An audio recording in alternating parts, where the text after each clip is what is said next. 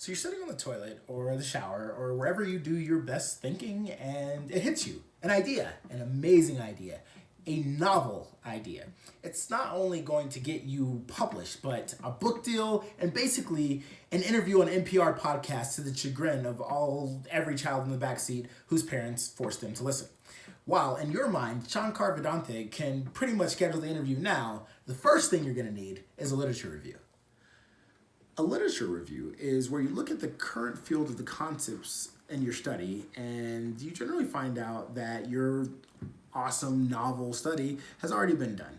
And so you can quit now. Or you could do a replication study, but you're probably not going to do that because even though the academic scholarship needs them, no one wants to be the hero that will do them. Everyone wants to be the celebrity who created the original study. But like I said, it's already been done, and if it hasn't, someone smarter than you is probably already working on it. Marlon, why are you so pessimistic? It's because I'm hurt. Okay, let's say no one is doing the idea that you want to do, or you've settled for twerking your idea that someone stole before you thought of it, and you're now going to do a replication and extension. You still need a literature review. So here we are. Okay, first, where do we find the literature for our lit review?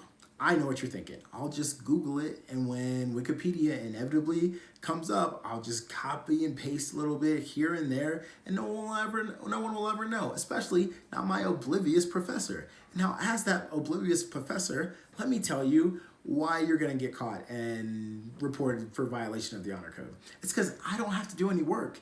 As soon as you turn it in, the computer just finds the same website that you found and goes, wee woo, wee woo, ha, you thought. And then, yeah, that's it. And so then you're thinking, okay, I got it. I will change a few words around. No one will ever know. Well, no one will ever know. Problem is, that same computer program is just going to be instead of 100% plagiarized, this is 92% plagiarized. And then you're still going, it's still the best, wee woo, wee woo. It's this time it's thought he was slick. And then, don't write me, that's what he says.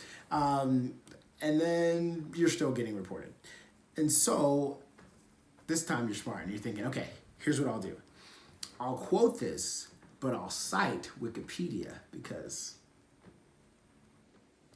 And yeah, you're still going to get reported. And the problem is in academic writing, we stay away from quoting as much as possible. So if you fill up your paper with quotes, even if you cite them, that's a problem.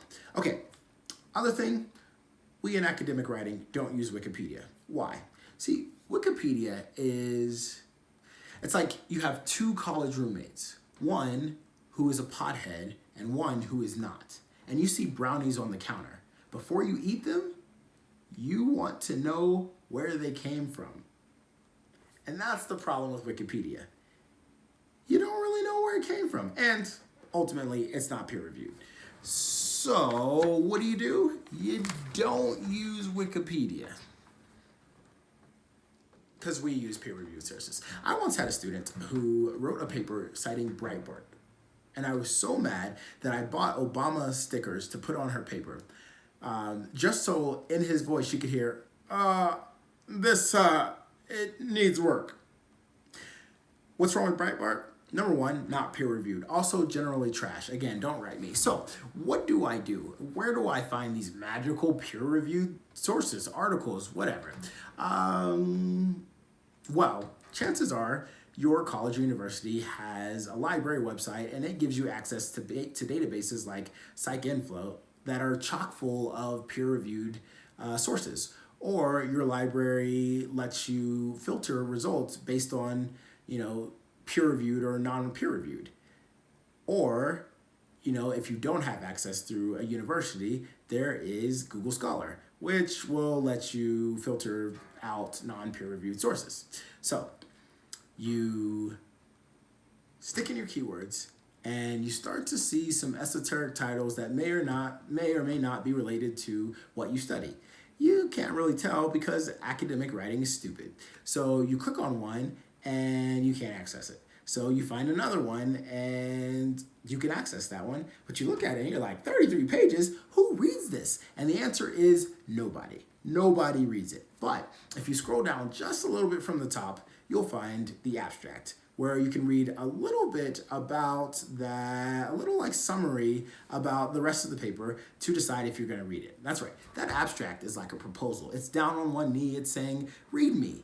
And you're going to read it and kind of be like, hey, can we shoot for more friends with benefits kind of thing? And you're basically going to skim the intro, the results, and the discussion, and then you'll move on.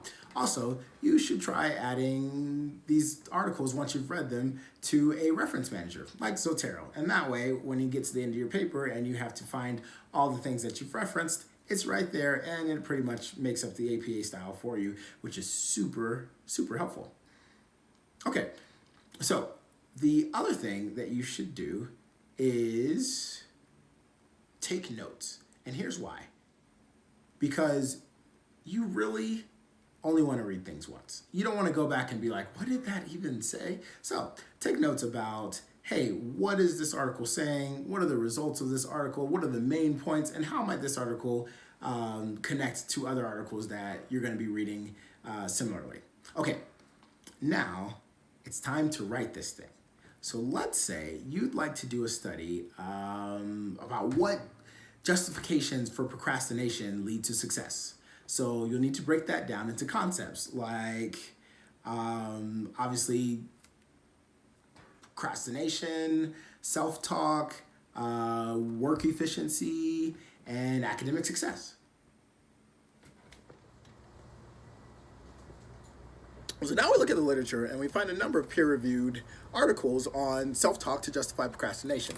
And you'll likely use those articles to explain procrastination, why it's important, the good, the bad, and a nice round picture of procrastination.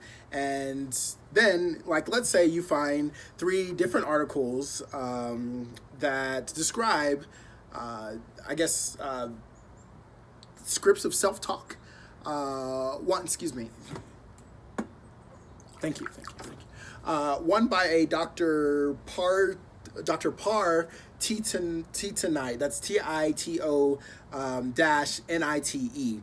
And that's in the journal of No One Feels Bad for You. Yeah, and so and the justification he found was you can retake a class, but you can't retake a good time.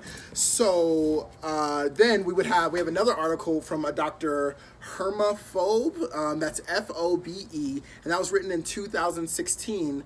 And she found a justification that I'll do it right after I clean up. And then there's Dr. S Hit to Do. That was 2015 of the Journal of TMI. And she conducted a study with undergrads in Illinois, Texas, and Hawaii. And she found that another justification is I'll get to it after I finish these other assignments first. And finally, there is an article by a Dr. Stu Pidd, where this is in 2022, and he found an additional justification that is, I'm going to go to sleep, and then I will do it first thing in the morning. Now, I want to emphasize that the way I explain these 4 articles is not, and I repeat, not the way that you would write about them in a paper. I did this so that you would see exactly how not to do it.